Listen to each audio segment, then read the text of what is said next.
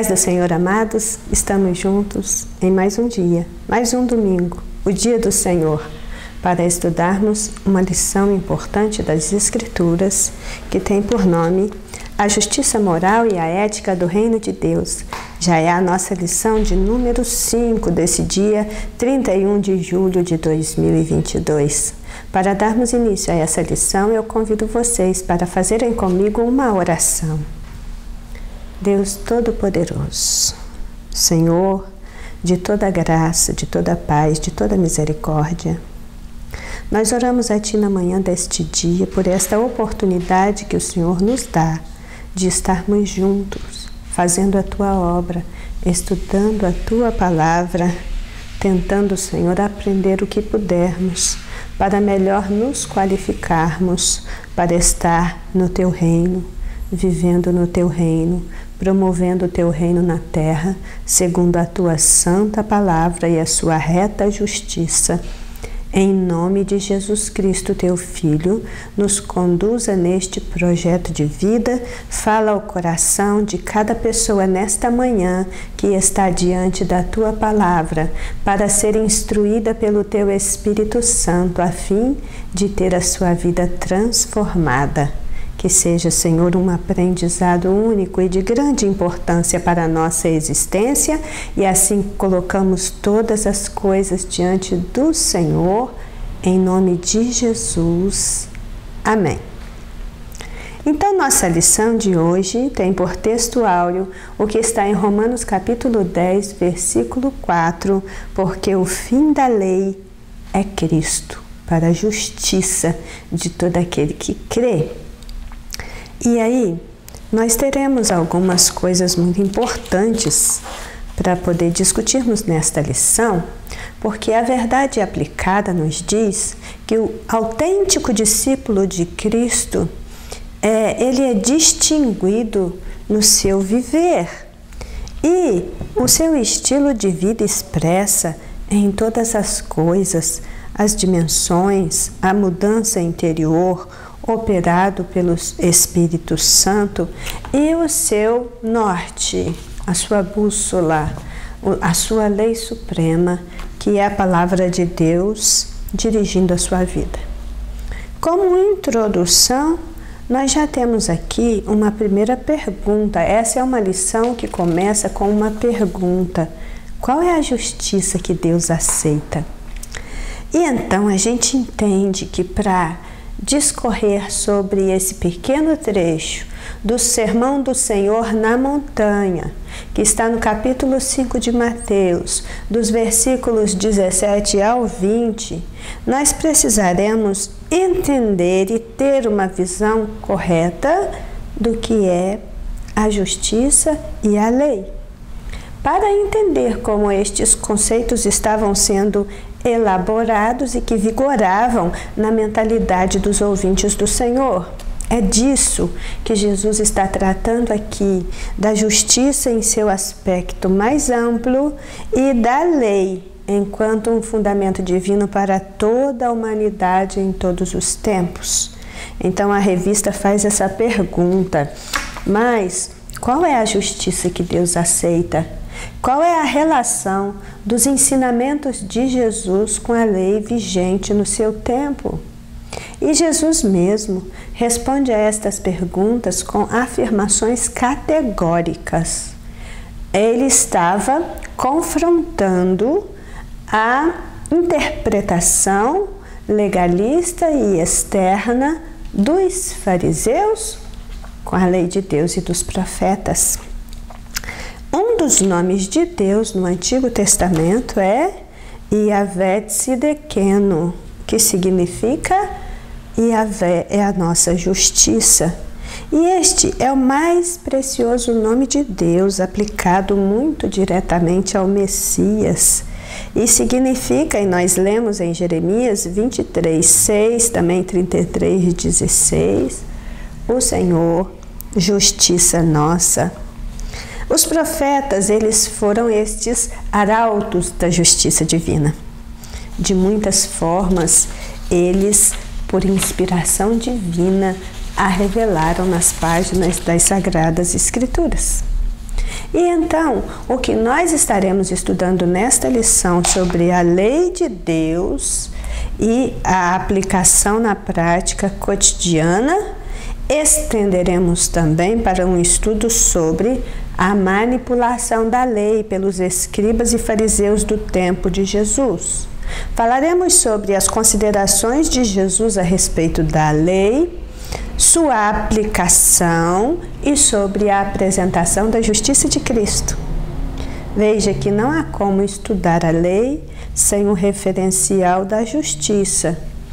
E, apesar da justiça poder existir à parte da lei escrita, a aplicação da justiça sem a lei, ela é deficitária, ou poderíamos dizer até mesmo impossível. Então, por isso, no tópico 1, nós vamos estudar um pouquinho sobre os preceitos da lei de Deus. Olhando aí no que está posto, no comentário da nossa revista, nos diz: lei é um sistema de regras que são criadas e executadas por meio de instituições sociais ou governamentais para regular comportamentos. As leis foram criadas para organizar a sociedade, por consequência, a civilização, estabelecendo o que cada indivíduo poderá ou não fazer. Eram as leis que determinavam o certo e o errado, conforme está posto em Romanos 3:20. Então, o que a gente vai estar lendo aqui, e eu aconselho vocês fazerem essa leitura cuidadosa, minuciosa nos seus lares, isso que nós chamamos de perícope ou pequeno trecho, que está em Mateus capítulo 5, dos versos 17 a 20, porque toda a lição, ela está ancorada, ela se apoia nesse trecho de Mateus 5, 17 a 20. Eu vou ler aqui, mas para melhor proveito de vocês, vocês deverão ler de novo depois com mais calma. Disse Jesus, no sermão do Senhor lá na montanha: não cuideis que eu vim destruir a lei ou os profetas. Não vim abrogar, mas cumprir. Porque em verdade vos digo que até que o céu e a terra passem, nenhum jota ou tio se omitirá da lei sem que tudo seja cumprido. Qualquer, pois, que violar um destes mandamentos, por menor que seja, e assim ensinar aos homens, será chamado o menor de todos no reino dos céus. Aquele, porém, que os cumprir e ensinar, será chamado grande no reino dos céus. Porque vos digo, se a vossa justiça não exceder a dos escribas e dos fariseus, de modo nenhum entrareis no reino dos céus.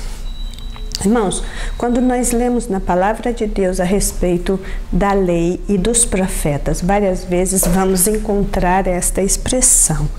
Isso é uma maneira comum de fazer referência ao Antigo Testamento. Uma visão estreita da lei faz com que as pessoas entendam que se trata apenas dos 10 mandamentos.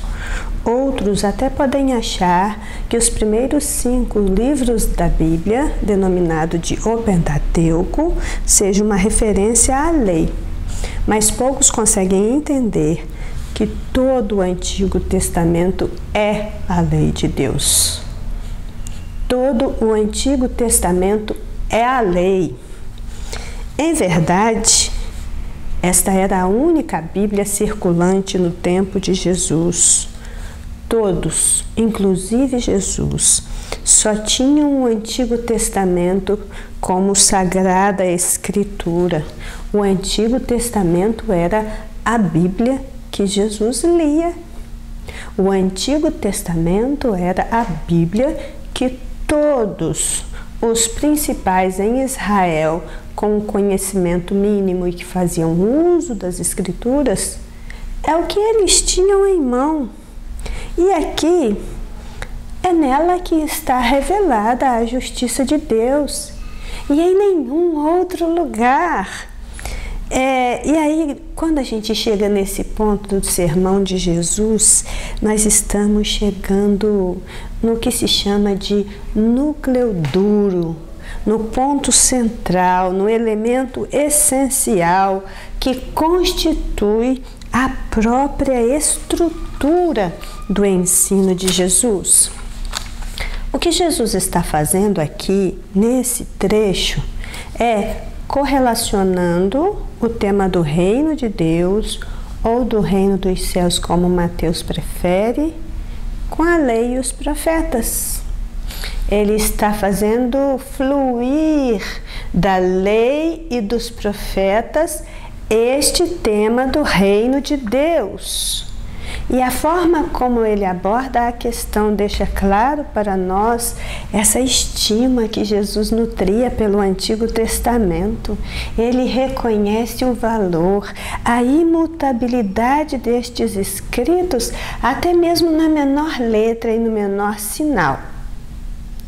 Como ele disse aqui, que até que o céu e a terra passe, nem um jota, nem um tio se omitirá da lei. A gente dá uma olhadinha aí no alfabeto hebraico e vamos encontrar nele uma letra pequenininha, uma letra minúscula mesmo, um sinalzinho pequeno. Essa letra é uma consoante como qualquer outra, mesmo que seja muito pequena.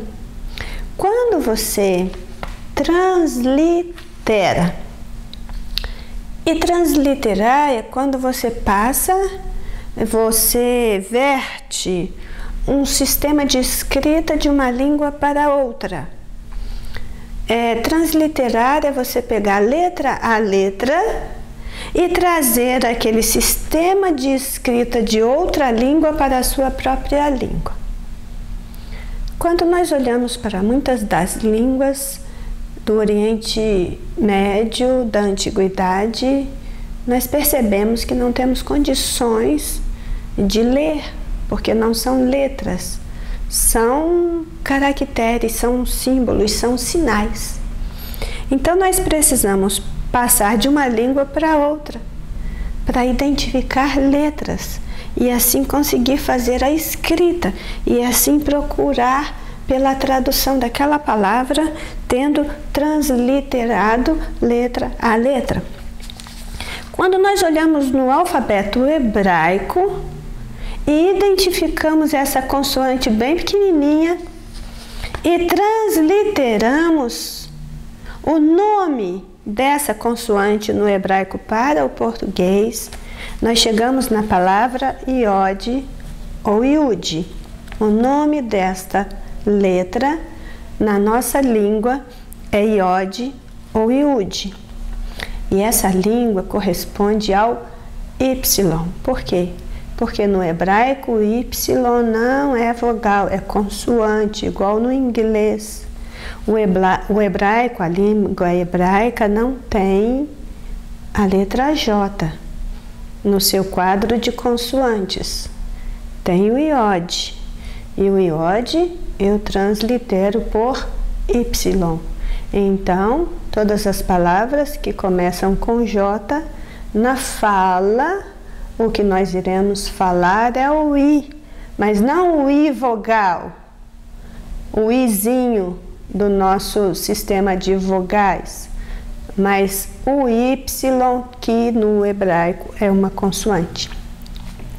Por que eu estou falando disso? Porque é disso que Jesus está falando aqui. Ele está dizendo que até que o céu e a terra passem, nenhum J. Essa palavra J, ela é uma palavra que traduziu a palavra iode ou iude. Sim, nós traduzimos isso por J. E então, é dessa letra que Jesus está falando. Mas ele falou também que nenhum tio. E esse tio aqui seria uma referência a pequenas marcas usadas para distinguir uma letra da outra.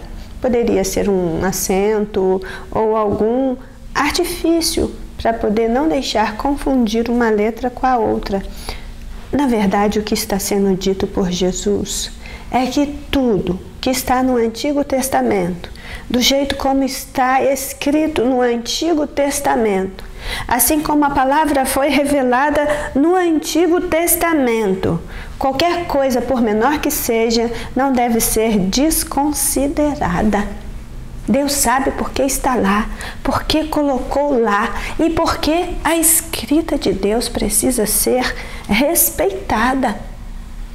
E aí, o que nós vamos ver aqui é que nós passaremos já no 1.1 para pensar um pouco a respeito da lei e para o que ela serve, porque essa é a consideração que Jesus tem pela lei, que ele entende ser todo o Antigo Testamento, porque ele enxergava e pregava isso.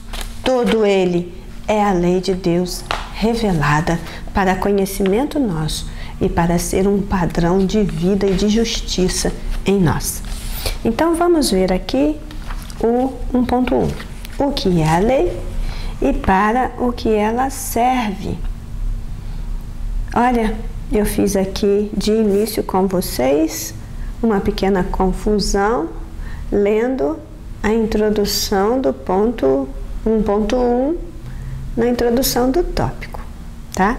Mas a explicação que eu dei foi a respeito da introdução e agora nós vamos passar a explicação do 1.1, porque eu já fiz essa leitura quando comecei o tópico. Então vejamos, Romanos 3:20 diz: porque nenhuma carne será justificada diante dele pelas obras da lei, porque pela lei vem o conhecimento do pecado.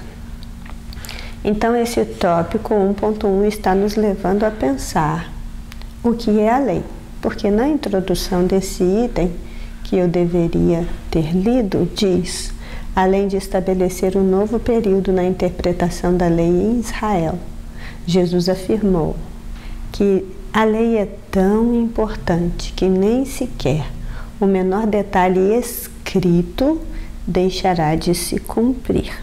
Então pensamos, o que é a lei? Para o que ela serve? O nosso entendimento de lei passa por aquilo que conhecemos em nosso tempo sobre o assunto. Nós temos diferentes definições do que seja a lei.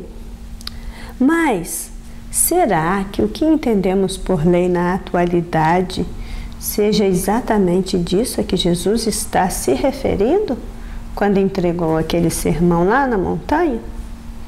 A noção de lei, obtida a partir das ciências humanas, das explicações humanas sobre o que é lei, ajuda, e muito, mas não contempla tudo. Nós vamos ver que aqui está sendo dito que leis é um sistema de regras. Sim, nós entendemos isso. Que estas regras, elas podem ser tanto orais quanto escritas, e leis também são um conjunto de princípios que tem por objetivo regular a vida em sociedade. Veja aqui, o que nós vamos procurar entender é a lei do reino. E a lei do reino, ela não se aplica apenas a algumas sociedades como a hebraica, por exemplo, mas ao mundo todo. Quando você tem essa visão de lei de um modo mais abrangente, nós vamos ver que elas estarão sendo escritas, aprovadas, de acordo com as sociedades onde elas são criadas. E as leis de um povo, elas revelam as particularidades deste povo, revelando também, refletindo o seu modo de pensar e de agir. Mas, com a lei de Deus, nós temos algo mais abrangente. É certo que a partir de Cristo, e como afirmou Paulo em Romanos 3:21, a justiça de Deus se manifestou sem a lei, mas tendo o testemunho da lei e dos profetas. Observe isso, a justiça de Deus se manifestou sem a lei. Em que sentido? Do que Paulo está falando? Ele está dizendo que a lei, no tempo de Jesus, estava sendo vergonhosamente deturpada, distorcida, manipulada, e que os ouvintes, tanto de Cristo quanto de Paulo, precisavam ser levados de novo para a lei e para os profetas, sem a intermediação dos escribas e dos fariseus. E isso é muito importante. E voltamos a dizer, a lei do reino, a lei de Deus, ela não se aplica apenas à sociedade hebraica, mas para todas as sociedades de todo o mundo em todo o tempo. Em Romanos 9:31 nós lemos: mas Israel, que buscava a lei da justiça, não chegou à lei da justiça. Israel buscava a lei da justiça, mas não chegou à lei da justiça. Nós buscamos a lei da justiça porque nós entendemos, como diz aí o texto áureo da nossa lição, nós entendemos que o fim da lei é Cristo, para a justiça de todo aquele que crê.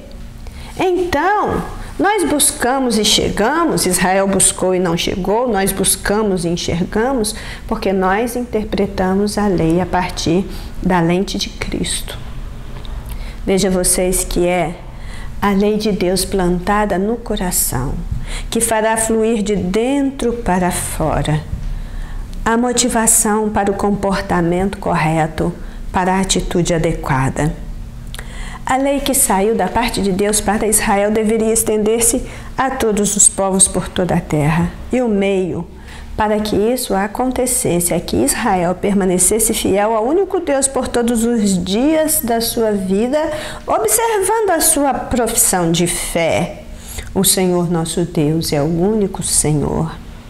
E essa profissão de fé eles fizeram lá aos pés do Monte Sinai. E essa confissão de fé também ela é central no monoteísmo judaico. E ela é conhecida hoje como Shema Israel. Essa expressão Shema Israel nada mais é do que as duas primeiras letras de Deuteronômio 6,4, que diz: ouve Israel, o Senhor nosso Deus é o único Senhor. Ouve Israel, Shema Israel. Aquele que ouve o Deus de toda a terra e se apercebe da sua grandeza e da sua graça salvadora, não vê mesmo nenhuma possibilidade de curvar-se diante de outros deuses e seguir essa lei. Deus requeria que o seu povo obedecesse aos altos padrões morais da sua lei, sem o qual não haveria comunhão com ele. Então, o que nós vamos ler aqui, nesse tópico 1.1, é que aqueles que foram ensinados pelo Senhor, que entenderam o que é a lei de Deus e que procurarem viver segundo a reta justiça, eles também aprenderão a distinguir entre o santo e o profano, entre o puro e o impuro. Nós vamos ver aqui que a lei de Deus escrita nos nossos corações e os nossos costumes amparados na palavra de Deus é que nos servirão de parâmetro para julgarmos o que se passa nesse mundo mal, para com coragem rejeitarmos as obras das trevas, qualquer que seja a sua aparência, e nos ajudarão a permanecermos fiéis ao único Deus. Portanto, a lei de Deus é a base e a lei de Deus é o filtro por onde devem passar todas as leis humanas.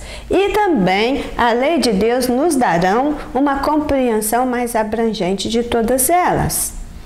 Leis humanas, quando não confrontam com as leis de Deus, que se ajustam às leis de Deus, devem ser acatadas e obedecidas, mas onde as leis humanas vão contra a lei de Deus, aí nesse caso nós vamos ficar com a doutrina dos apóstolos e com aquilo que Cristo nos mandou através dos seus ensinamentos. É melhor seguir a Deus do que seguir aos homens.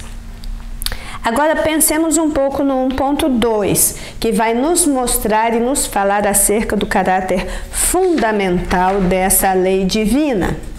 Lemos aqui no 1.2 que a lei sempre foi o espelho que protegeu os homens para que não fossem consumidos pela glória de Deus. Devido à natureza pecaminosa do ser humano, este ficou impedido de ter acesso à presença de Deus devido à sua santidade. Foi mediante a revelação da lei que a humanidade teve conhecimento mais amplo acerca da santidade de Deus. É quando a lei de Deus foi entregue lá no Sinai e o livro de Levítico foi escrito, que nós tivemos então esta visão mais ampliada do que Deus requeria do seu povo para estar em sua presença.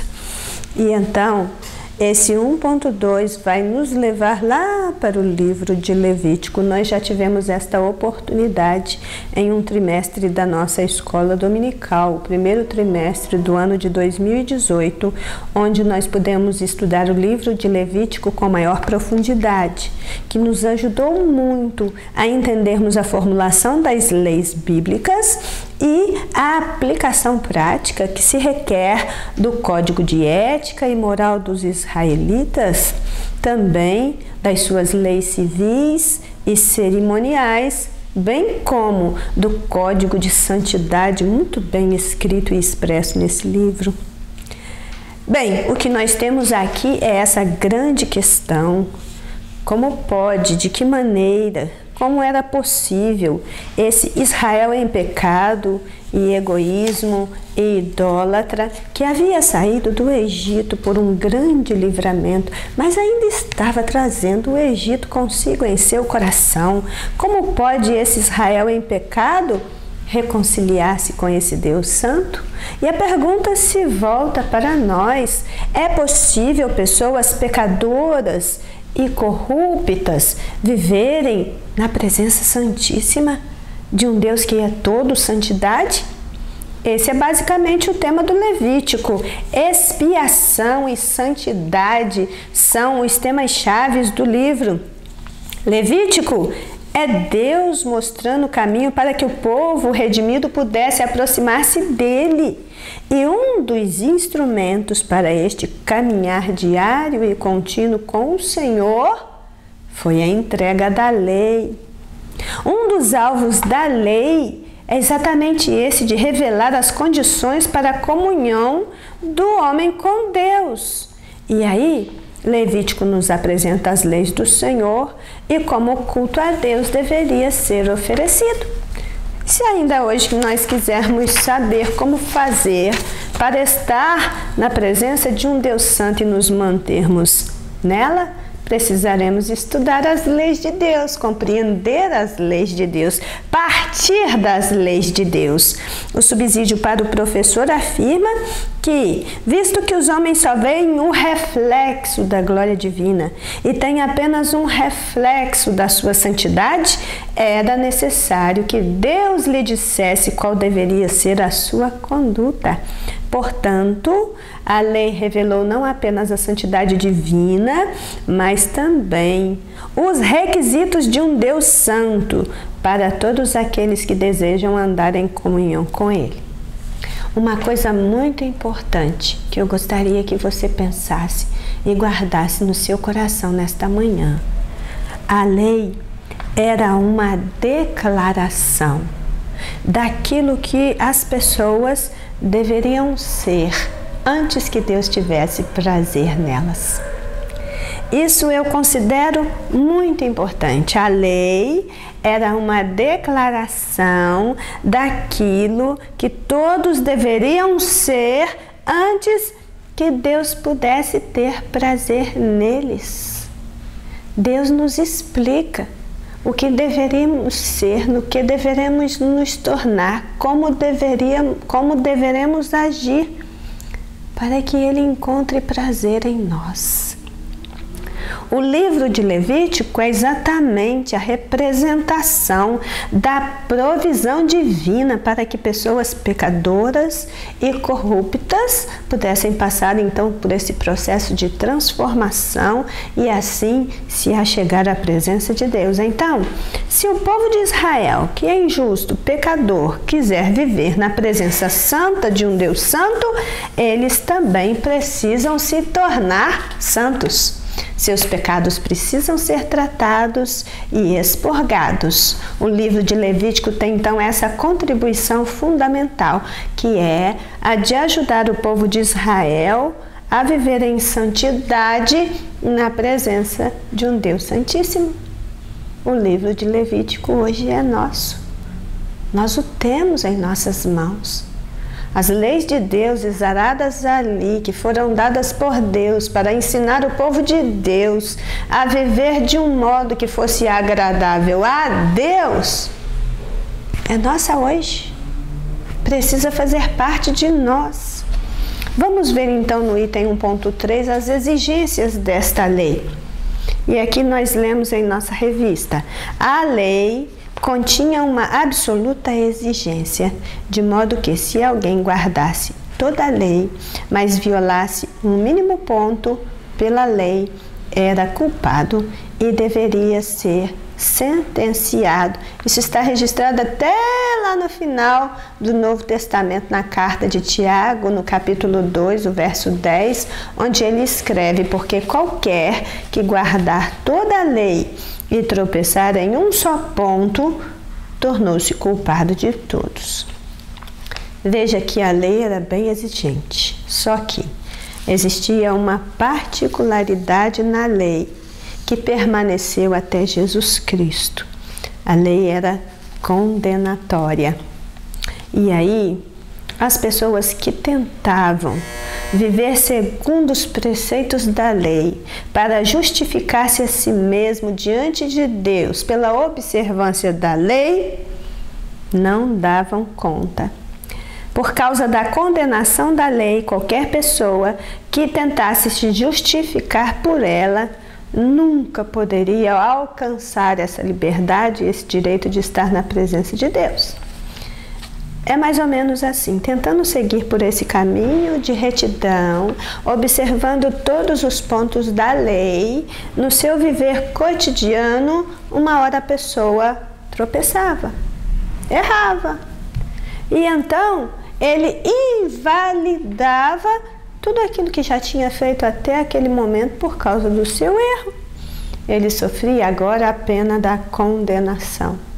E nesse estado de culpa, ele deveria aparecer diante do sacerdote para poder sacrificar ao Senhor. Ele levava a oferta pelo pecado, ele levava a oferta pela culpa, e então ali era feito aquele sacrifício e por um momento o seu pecado era coberto e ele saía da presença do sacerdote agora um pouco aliviado, porque ele recorreu a esse sistema sacrificial da lei.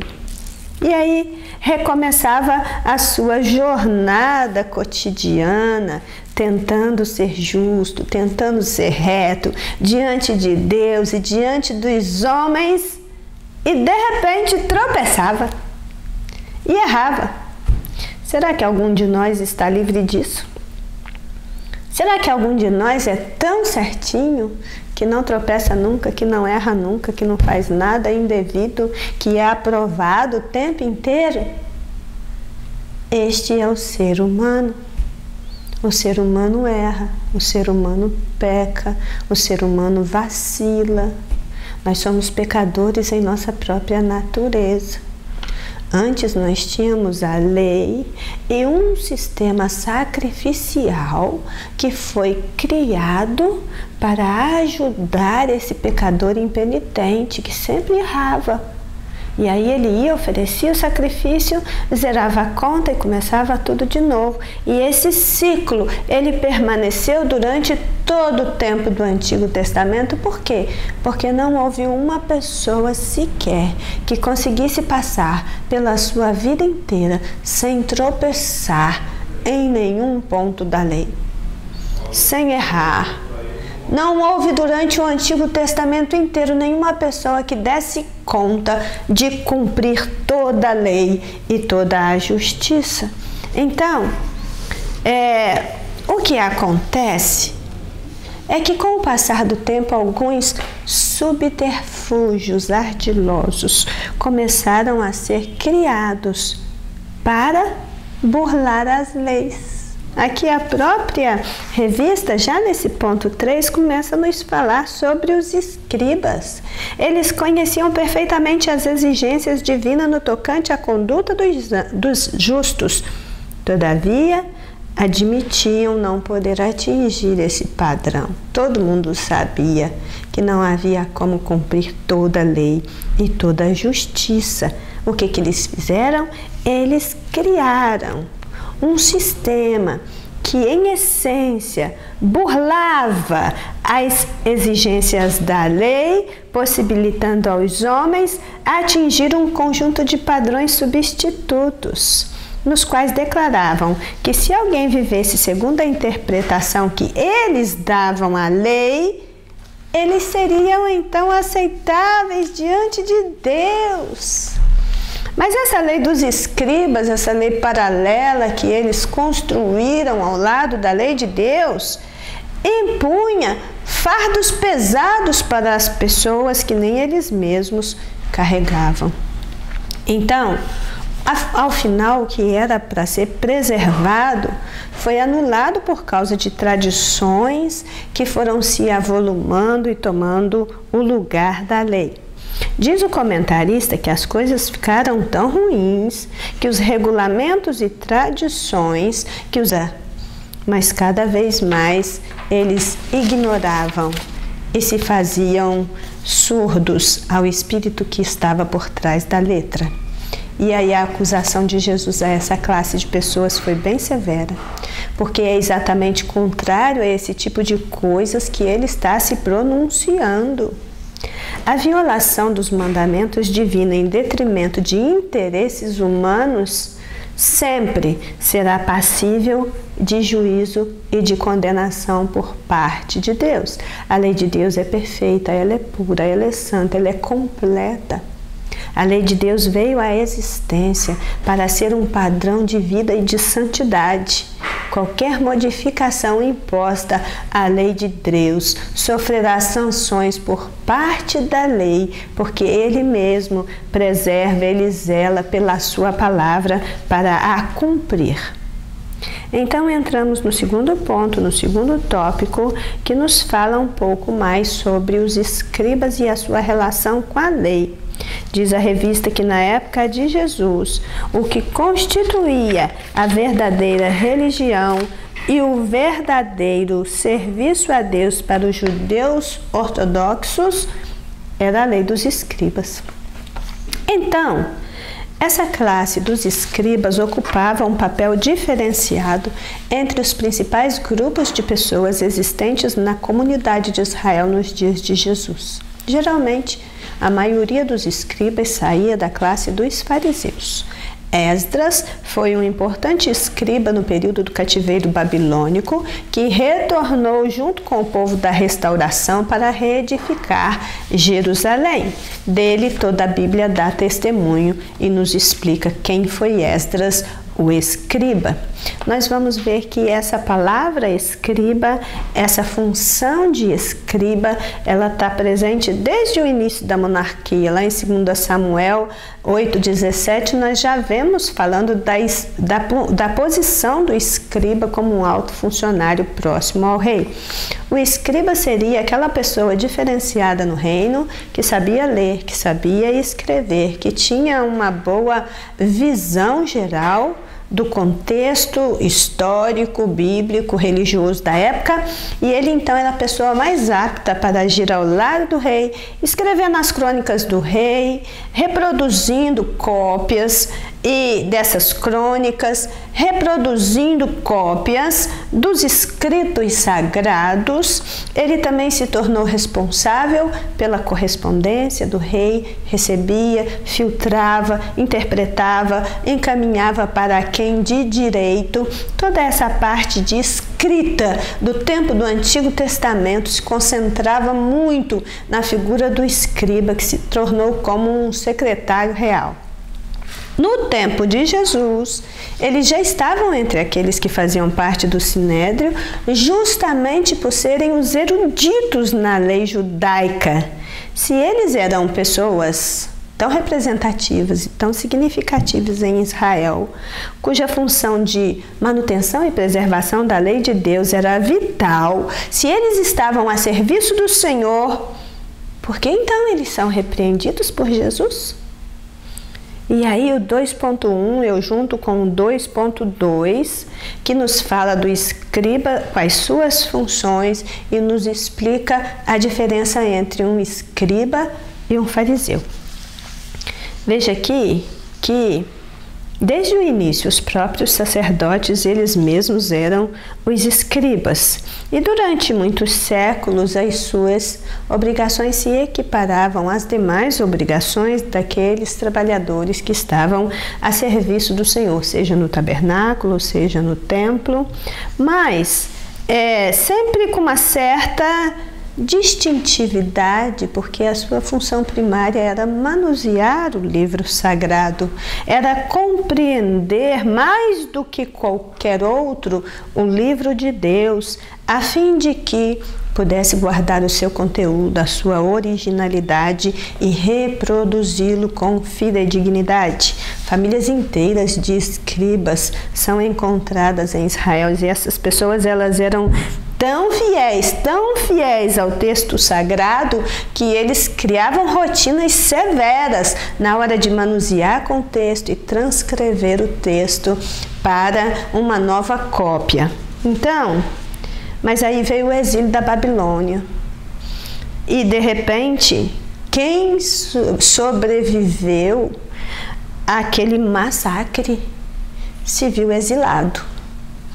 O templo foi destruído, os muros derrubados e queimados, os ritos sacrificiais foram interrompidos. Mas quando eles acordaram na Babilônia e viram que realmente estavam ali, que haveriam de viver ali por um tempo que só Deus sabia, eles então precisavam encontrar de novo um caminho para a adoração a Deus. E aqui, o que nós vamos vendo acontecendo nesse período fundamental da história dos israelitas é que tudo aquilo que eles conheciam em termos de religião e de práticas da sua fé estava em Jerusalém, mas agora estava enterrado com ela. E aí, os escribas, eles sobressaem como nunca antes. Por quê? Porque eles tinham a lei, porque eles conheciam a lei, e até mesmo de cor, porque eles memorizavam grandes trechos das Escrituras, eles interpretavam a lei e eles faziam a lei conhecida.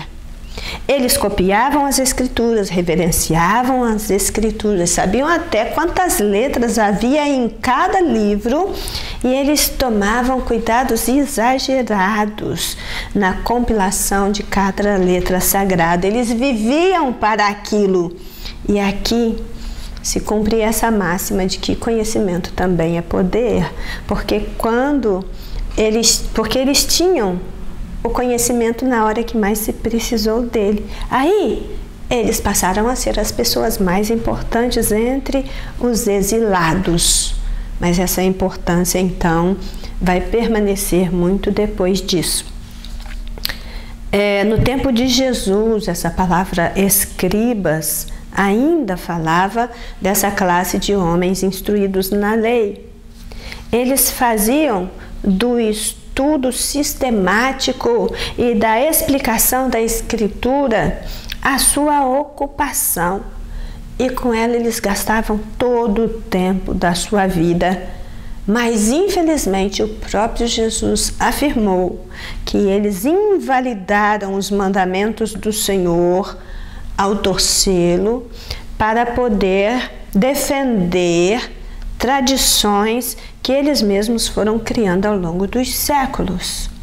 Eles foram contados entre os mais versados na lei. Eles eram chamados de doutores da lei, de mestres da lei, mas para Jesus, eles se tornaram doutores em torcer a lei, em dizer o que ela não dizia, em ordenar o que não era ordenança de Deus.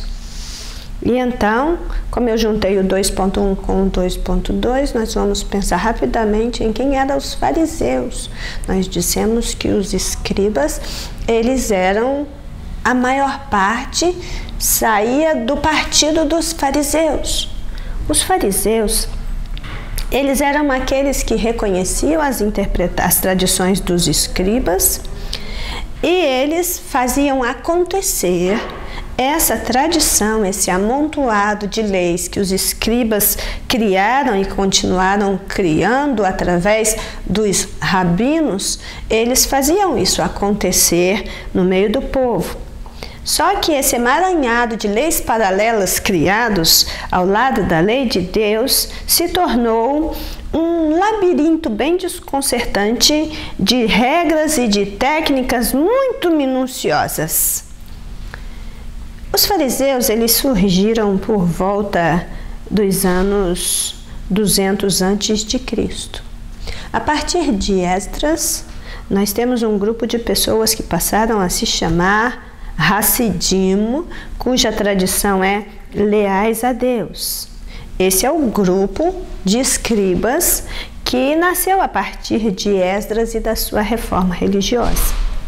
Mas essa reforma de Esdras, como uma tentativa de recuperar o valor da palavra e a função do sacerdote, que era o de ensinar a palavra, ela permaneceu durante um período de tempo, mas por volta dos anos 200 antes de Cristo, saiu do meio desses Hassidim uma outra classe de pessoas, uma classe de pessoas mais engessadas, mais endurecidas, mais radical no seu trato com a lei. Essa classe que saiu de dentro dos Hassidim recebeu o nome de Farisaim, que traduzido é fariseu. Fariseu significa separados. Hassidim significa leais a Deus. Então, esses fariseus, eles se nomeavam como a verdadeira comunidade de Israel, ou o grupo dos santos, e eles se ligaram à observância formal dos ritos da lei mosaica. Mas eles radicalizaram o judaísmo. Eles eram considerados os guardiões da pureza doutrinária. Então a relação entre fariseus e as escrituras era muito grande. E além disso, a maioria deles era uma importante força política no Sinédrio. Em princípio, nós não podemos dizer que ser fariseu é sinônimo de ser hipócrita ou falso. Originalmente, um fariseu não era hipócrita. Ele era profundamente sincero, cumpridor dos seus deveres e levava a sua religião muito a sério. Mas, como ele levava a sua fé muito a sério, ele era a pessoa mais séria do judaísmo, o mais rigoroso, o mais detalhista, o mais tradicionalista, o mais conservador. E como consequência, com o passar do tempo e a observância exagerada das tradições ou das leis dos escribas, os fariseus também se tornaram impiedosos no trato com as pessoas. E quando se coloca, isso vale para eles como para nós, quando se coloca os princípios e os detalhes da lei acima das pessoas e do que verdadeiramente importa, logo essa pessoa tão certinha, ela vai se tornar-se também impiedosa no trato com seu semelhante. E aí, o farisaísmo, ele era ele passou a ser marcado pela importância dada à aparência externa. E isso, levado às últimas consequências, produz hipocrisia, que seria o fato de atar fardos pesados à vida das pessoas e exigir coisas que nem eles mesmos faziam. E aí vai ficar para nós essa grande lição espiritual. Conhecer a palavra de Deus é de suma importância. Viver a palavra de Deus, cumprir e ensinar a lei de Deus, tudo isso é digno, tudo isso é meritório. Mas o amor de Deus e o amor ao próximo é igualmente ordenado no mandamento divino. E praticar a justiça, a misericórdia e a fé é a base do comportamento cristão aprovado. É imprescindível e é o mais importante da lei. Veja lá, 2.3, os escribas e a interpretação da lei. Para um judeu ortodoxo no tempo de Jesus, a obediência a Deus envolvia a observância de milhares de regras e estatutos legalistas, e eles consideravam literalmente essas meticulosas disposições como questão de vida ou morte e que tinha a ver com seu destino eterno. Eles acreditavam que o que não estava claro na lei deveria estar implícito, e por um procedimento lógico de dedução, eles criaram milhares de regras, estatutos e regulamentos. Essa era a lei dos escribas. Bem, aqui a gente nesse ponto encontra um problema crucial a respeito do desenvolvimento da religião dos hebreus.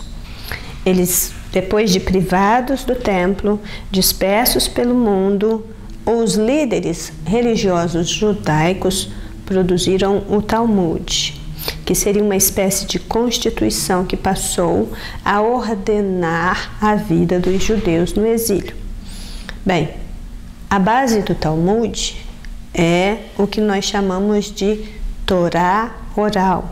Esse ensinamento dos rabinos judaicos que por muitos séculos foram ensinados oralmente e passados de geração a geração, até que 200 anos depois de Cristo se tornou no Talmud, que é o registro escrito de toda essa tradição oral que foi passado pelos rabinos judaicos paralelamente à Torá. Quando chega no tempo de Jesus, esse ensinamento oral, essa lei paralela, ela já estava muito bem engessada e sendo praticada por todo mundo como se fosse a verdade.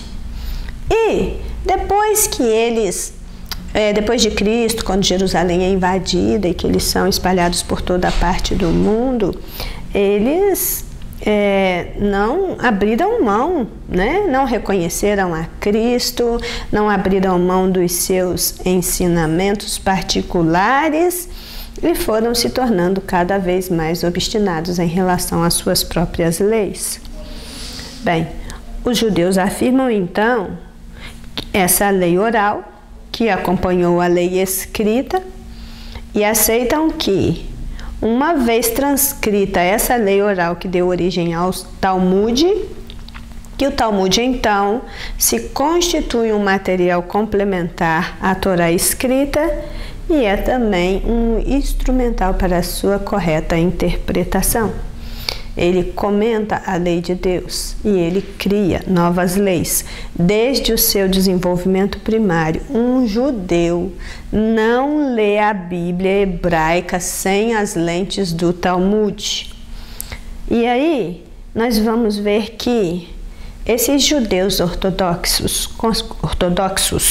consideravam que, principalmente no livro do Levítico e no Deuteronômio, estejam registrados 613 mandamentos que todo judeu ortodoxo deve observar continuamente. Então, todos os dias, todo judeu conservador que procura viver uma vida reta, ele precisa cumprir 613 leis. E isso precisa ser cotidiano. Para você ter uma ideia do que eu estou falando, quando o Talmud foi produzido, e antes disso, quando ele era repassado oralmente, se uma pessoa lesse, por exemplo, lá em Deuteronômio 14, 21, não cozerás o cabrito com o leite da sua mãe. Ponto. Isso é o que está na lei. Que não se deve cozinhar a carne de um cabrito no leite da sua mãe. Que não se deve misturar as coisas desta maneira. Aí, o Talmud pega essa passagem, né? A tradição oral pega essa passagem e vai acrescentar normas para explicar a esta passagem. E aí ele vai dizer, sim, não se deve cozinhar carne com o leite e os seus derivados juntos. E começa a estabelecer normas. Não se pode cozinhar a carne e o leite na mesma hora, no mesmo fogão. Não se pode usar a mesma panela que se cozinha a carne para ferver o leite. Aliás, as panelas que cozinham carne e as panelas que cozinham leite não podem ser nem guardadas no mesmo lugar. Eles fizeram isso com todas as leis. Acrescentaram regras sobre regras, porque se as pessoas não dessem conta de cumprir a lei de Deus, mas se conseguisse cumprir a lei dos escribas, eles então seriam aceitáveis diante de Deus. Aí é que está o grande problema. Então Jesus chega e no tópico 3, Jesus nos dá a sua visão abrangente do que é a lei de Deus e como ela deve ser cumprida. Aqui o tópico 3 diz: a fé cristã era, nos primeiros anos da igreja, percebida como uma nova religião que buscava derrubar a lei ancestral dos judeus. Mas Jesus, de maneira intrigante, afirmou: ele não veio para desconsiderar, deixar de lado, não cumprir a lei. Ele veio cumprir. Então, o 3.1 diz, né? E nós, como seguidores de Jesus Cristo, também somos instruídos a nos mantermos dentro do limite da lei e não nos deixarmos influenciar por aqueles que se consideram mais intelectualmente capazes e preparados para ditar normas para a nossa vida cotidiana, para além do texto das Escrituras.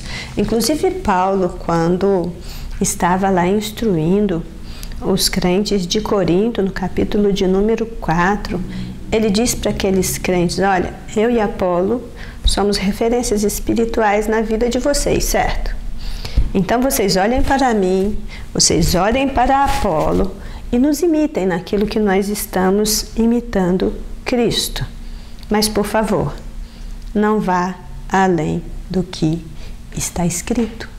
Não vá além do que está escrito. Por quê? Porque ir além do que está escrito e criar leis próprias é uma pretensão vazia, uma soberba pura. Traz confusão, coloca uns contra os outros, não edifica e coloca a perder um dos maiores valores da cristandade, que é a simplicidade do Evangelho e a centralidade da pessoa de Jesus Cristo. A lei é de Deus e do seu Filho Jesus Cristo, aquilo que está na lei e que não foi abrogado por Cristo, é nisso que nos manteremos.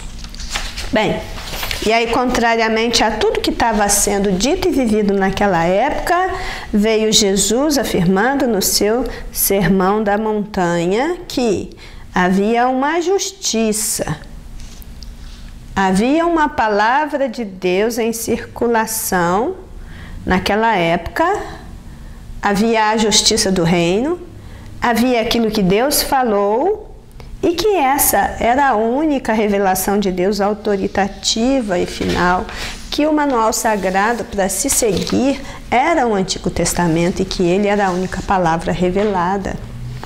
Então, no 3.1, o título é: Jesus não veio anular a lei. Em vez de eliminar o que Deus havia revelado sobre a sua vontade para o seu povo nas escrituras hebraicas, o propósito de Jesus para o seu ministério terreno é resumido nesta fórmula: eu vim para cumprir. E essa ideia de cumprimento vai além da ideia de obediência, como simplesmente guardar, embora inclua. Isso indica que Jesus não apenas cumpre certas funções antecipadas, mas também que a sua interpretação das Escrituras completa e esclarece o propósito de Deus por meio da lei. Bem, Jesus está demonstrando em seu sermão que, em lugar de anular ou enfraquecer o que Deus exigiu sobre a lei, ele veio para cumprir, num caráter de maior exigência, a fim de demonstrar o caráter do Pai Celestial. Mas aí, tem algumas coisas que às vezes nos coloca assim em um pouco de apreensão em relação a essa leitura, né? Se Jesus não veio para abolir a lei e os profetas, por que há provas de que ele aboliu as leis alimentares, por exemplo, como se vê em Marcos 7,19? Por que o sistema sacrificial foi considerado desnecessário e foi abolido depois da morte de Jesus? E por que os cristãos de hoje não precisam seguir ao pé da letra as leis do Antigo Testamento, integralmente, incondicionalmente? Então, o que nós vamos ver, e que nós temos muito claro diante de nós, é que Jesus ele vai estar trazendo para nós essa visão da lei de uma forma diferenciada. Aquilo que Deus queria que nós entendêssemos em relação à lei e à sua aplicação.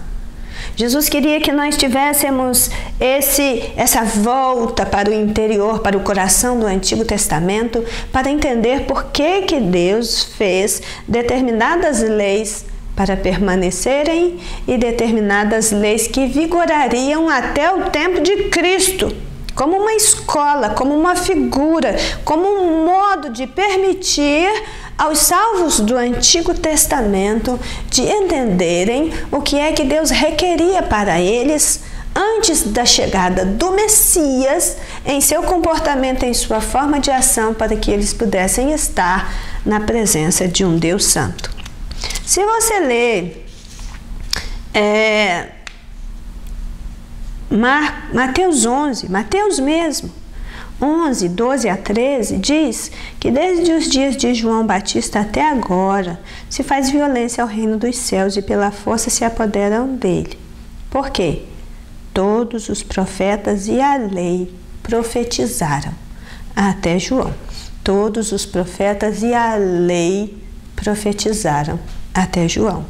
Isso deveria acender aí um sinalzinho na nossa mente quando lemos, porque aqui diz que os profetas e a lei profetizavam. Isso significa que todo o Antigo Testamento tem função profética e que Jesus veio para cumprir o Antigo Testamento. Tudo que estava escrito na lei de Moisés, nos profetas, em todos os livros históricos e também nos proféticos a respeito de Cristo, teve o seu cumprimento. E Jesus afirmou em Lucas 27, começando por Moisés, por todos os profetas, explicava-lhes o que dele se achava em todas as Escrituras. Toda a Escritura testifica dele, toda a Escritura é profética em si. Jesus cumpre todo o Antigo Testamento, que é a lei e os profetas, de muitas maneiras. E se aponta para ele, se fala dele, se profetiza sobre ele e tem ele como centro, como ele poderia revogar? O comentarista ainda afirma tudo que o Antigo Testamento pretendia comunicar da parte de Deus sobre a vontade, as esperanças e o futuro da humanidade encontra o seu significado mais completo em Jesus. Por quê? Novamente o nosso textuário, porque o fim da lei é Cristo, para a justiça de todo aquele que crê. Ele não aboliu a lei, ele interpretou a lei e mostrou o seu real significado. Ele citou trechos relevantes, ele se colocou como seu defensor primário. Por isso não dá para entender porque que algumas pessoas e até líderes religiosos de grande projeção desestimulam as pessoas a ler e entender o Antigo Testamento, não pregam sobre o Antigo Testamento, não ensinam a lei de Deus na sua integralidade. Não dá para entender. Mas, como diz o subsídio para o professor, aquilo que os escribas e fariseus tinham como leis eram as suas próprias interpretações. E por isso Jesus foi tão antagônico aos seus ensinamentos. Em Mateus 7:12 nós vamos ler assim: a lei é santa e o mandamento santo, justo e bom. O que mudou? O que foi abolido? O que deixou de ter relevância é porque já tinha cumprido com o seu propósito. E é importante deixar claro que o que a lei perde sobre o ser humano que está revestido agora pela justiça de Cristo é o seu poder de condenação sobre ele. Mas ela jamais perdeu o seu sentido, porque ela continua mostrando ao homem pecador a condenação que paira sobre ele. Ela continua revelando o caráter santo e perfeito de Deus, que é eterno e imutável, e ela não foi de modo algum abolida por Cristo. Por quê? Se nós temos alguns aspectos da lei que eram transitórios até a vinda de Jesus, estes foram reformulados. Por quê? Porque Jesus não veio revogar a lei, mas ele interpretou a lei dando a elas, explicando e dando a elas o seu devido significado. O que então é interrompido a partir de Cristo? Os sacrifícios levíticos que eram apresentados no templo. Não tem razão mais de sacrificar para que este sangue deste animal inocente cobrisse o pecado de quem estava recorrendo ao rito sacrificial para ter o seu pecado coberto, porque agora o sangue inocente de Jesus Cristo já foi derramado de uma vez por todas, e ele é poderoso não apenas para cobrir o pecado, mas para nos limpar de todo o pecado. O rito da circuncisão, que era um sinal na carne do hebreu convertido ao Senhor, ele não se faz mais necessário, porque, como diz o Antigo Testamento, a lei de Deus seria plantada no coração. A lei de Deus seria a vida da alma. O sinal agora é no coração e na mente, e não mais um sinal exterior na carne. A guarda do sábado, dos dias santos judaicos, isto era algo para a comunidade de Israel e permanece como uma tradição para Israel. Mas os cristãos do tempo de Jesus, eles são levados a pensar que até do sábado Jesus Cristo é Senhor. Ele utiliza como quer, para o que Ele quer, para proveito do reino de Deus. Então, não foi ordenado mais a guarda do sábado para os cristãos a partir de Cristo, né?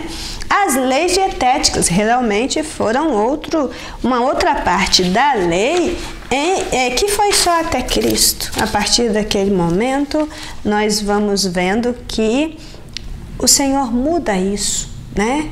Não tenha como imundo aquilo que Deus já purificou. Não é necessário mais você seguir tantas leis estritas, uma dietética judaica engessada a esse ponto mesmo, porque grande parte da população mundial vivendo em situações extremas não tem a mínima condição de fazer a aplicação dessa lei dietética alimentar dos judeus. Mas quanto aos preceitos éticos e morais da lei de Deus, e ele está cheio deles, né? Estes realmente não são transitórios. Aquilo que revela o caráter eterno e imutável de Deus santo e perfeito permanece.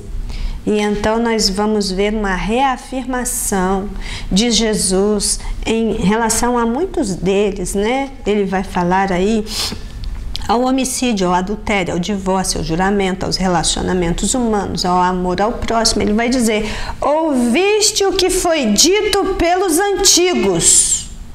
E na sequência ele fala: eu, porém, vos digo. Ele está dizendo: escuta o que eu estou dizendo ao que foi dito em relação àquilo que prevaleceu na antiguidade. E então ele dá um outro caráter de maior exigência, a observação aos preceitos éticos e morais da lei de Deus. E aí, esta observância desses preceitos deve partir agora do desejo interior do ser humano de glorificar a Deus e se deixar conduzir pelo caminho da perfeição e não do desejo de observá-los como meio de salvação. É impossível você cumprir lei para se salvar. Não adianta passar a vida cumprindo leis e ser ali ajustadinho, retinho com a lei. Não. Isso nunca foi e nunca será meio de salvação. A nossa salvação é através da fé, por meio da graça em Cristo Jesus, o nosso Senhor. O 3.2, já estamos encaminhando então para o final. Jesus afirmou que toda a Escritura se cumprirá. Aqui ele volta naquela discussão que nós fizemos lá no início. Toda a Escritura se cumprirá, por quê? Porque enquanto houver céu e terra, nem um jota, nem um tio passará da lei até que tudo tenha se cumprido. Lá em Gênesis 8:22 nós lemos: enquanto a terra durar, sementeira e cega, frio e calor, verão e inverno, dia e noite não cessarão. É Deus que sustenta a vida na terra, Ele nos deu a vida. E as Escrituras, as sagradas Escrituras, nos mostram o tempo determinado de todas as coisas. E nós vamos ver que lá na antiguidade, Deus já revelou os seus propósitos para o tempo do fim. E toda a Escritura se cumprirá. Jó 26:7 diz: o norte estende-se sobre o vazio e a terra está suspensa sobre o nada. Não existe um ponto de apoio que mantenha a terra onde ela está. Ela está suspensa sobre o nada, porque é quem a sustenta ali, a mantém ali, mantém a vida na terra, mantém as leis físicas e naturais, é Deus. E nós vamos encontrar isso nas Escrituras. Aqui, 2 Pedro 3,5 diz: pela palavra de Deus, desde a antiguidade existiram os céus e a terra, e a existência da terra e do céu, como criação de Deus, está vinculada incondicionalmente ao próprio Deus. Já falamos aí sobre a importância do J e do tio nas Escrituras, a menor letra e o menor sinal, e o que está sendo dito aqui é que a violação dos mandamentos não será tolerada. Toda a Escritura se cumprirá como está, na íntegra. Violar isso para trazer outras explicações, para exigir outros comportamentos, não será tolerado. Quem assim procede será chamado menor no reino de Deus. Isso é, se chegar lá.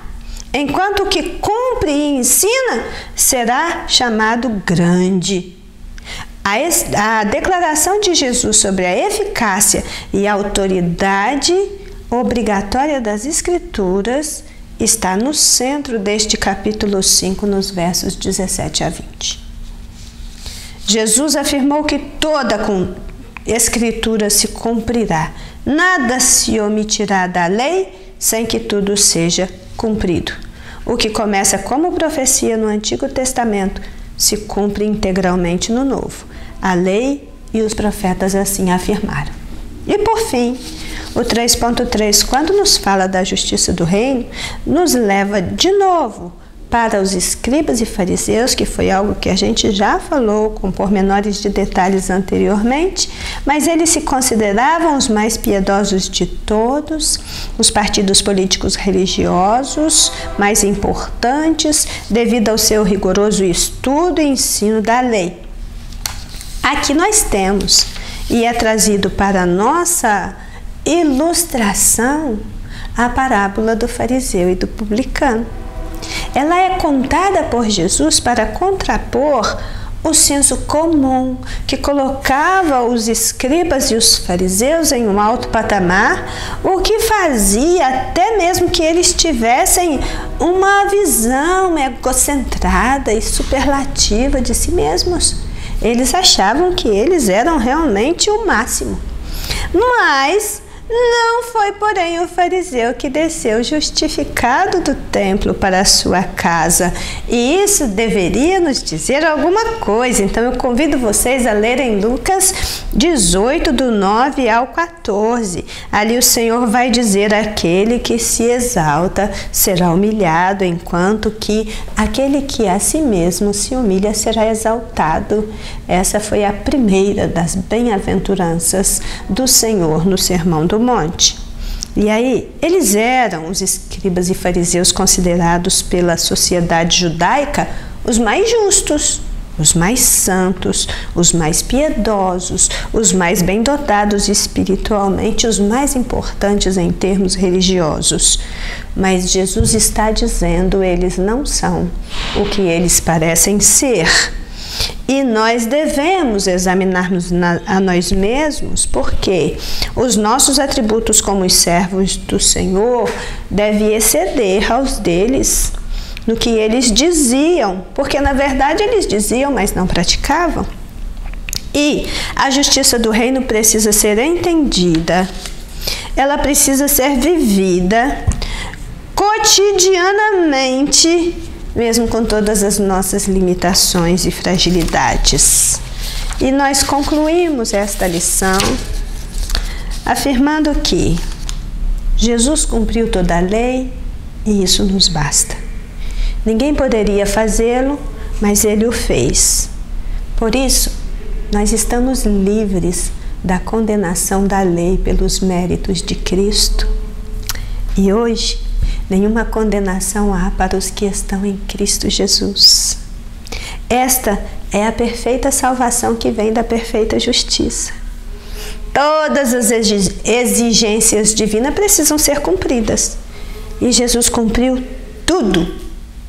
Este é o lugar agora onde o pecador encontra com Deus na própria pessoa e obra do seu Filho Jesus Cristo, em quem todas as exigências da lei da justiça e da consciência são perfeitamente cumpridas. Louvado seja aquele que vive e reina para sempre, nos instrui no caminho que devemos andar e nos deixou esta importante perícope, esse ensinamento sagrado nesse trecho que fez parte da nossa lição de hoje. Que estejamos aptos para entender aquilo que o Espírito Santo está falando e que tenhamos esta graça em colocar a justiça de Deus exarada na lei de Deus acima de todas as coisas, para que possamos entender o que é que Deus continua falando conosco em nosso tempo. Amém? Vamos orar? Senhor Deus e Pai, agradecemos ao Senhor por esse momento e pedimos que a Tua palavra seja plantada no coração dos nossos ouvintes, para que possam se aperceber corretamente do que é que o Senhor está querendo nos ensinar. Louvado seja o Senhor por esta palavra santa e o ensino desse dia. Continue conosco neste domingo e que cada dia da nossa vida seja voltado para o Senhor, para a sua lei, para a pessoa bendita de Jesus Cristo e para o seu sacrifício definitivo, eficiente, que nos livrou da condenação da lei e da morte eterna. Assim agradecemos ao Senhor e pedimos que continue conosco nesse dia, em nome de Jesus. Amém? Amém? Que tenham todos um bom domingo, em nome de Jesus.